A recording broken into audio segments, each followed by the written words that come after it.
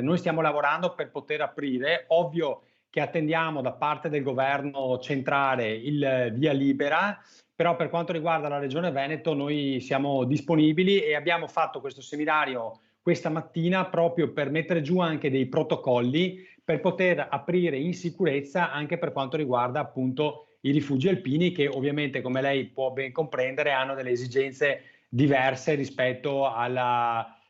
diciamo all'accoglienza che si può avere in un hotel piuttosto che in un bed and breakfast o quant'altro. Ovviamente ci saranno dei casi in cui non sarà possibile dormire nei cosiddetti cameroni, diciamo, aperti, perché in questo caso ovvio che ci sarebbe una concentrazione di persone troppo elevata, quindi qualcuno, qualche gestore per esempio mi ha detto che si riserva eventualmente nel caso in cui non riesca a gestire la cosa di chiudere l'aspetto della ricettività, ma di lasciare aperto tutto il tema del servizio, compreso la ristorazione. Altri invece si stanno organizzando per poter accogliere, per esempio, al di fuori della struttura, perché ci sono rifugi che hanno cameroni grandi, diciamo, dove accolgono più persone, ma rifugi invece che hanno una situazione diversificata con più stanze dove in questo caso una accoglienza è possibile. Gli abbiamo già detto che per quanto ci riguarda possono partire per la manutenzione dei sentieri, che è cosa fondamentale se poi vogliamo avere un inizio di stagione